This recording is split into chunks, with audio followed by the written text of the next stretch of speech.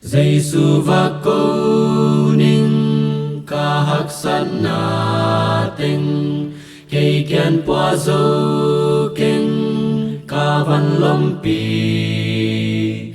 hong puak pi ding hi ama va xuan lên cây hong nghi tin hong kem ton tung hi Giêsu và câu ninh Giêsu và câu ninh cây kian qua dấu kinh ca văn lom pi Giêsu và câu ninh Giêsu và câu ninh cây a hong hu thei Giêsu bek hi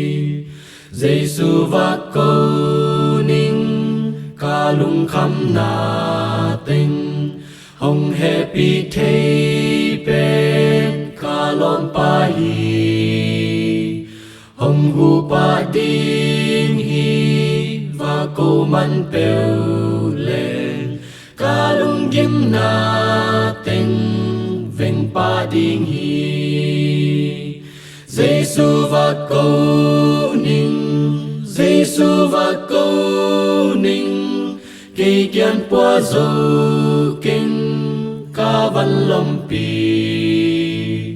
Giêsu và câu ninh Giêsu và câu ninh cây a hong hu thei Giêsu bek hi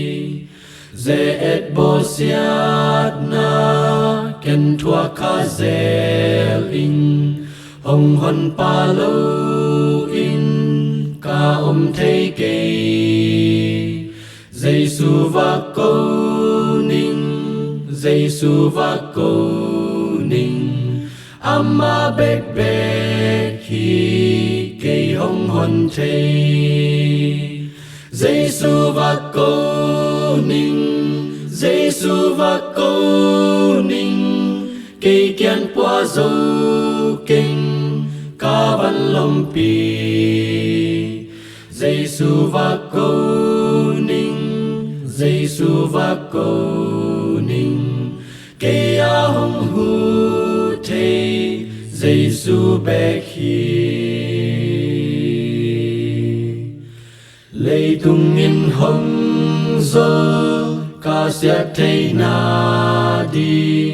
ca lung sim sung a sia na dim hi bang bang ca toa zong Giêsu và câu ninh amang lei tung hong zo pi ding hi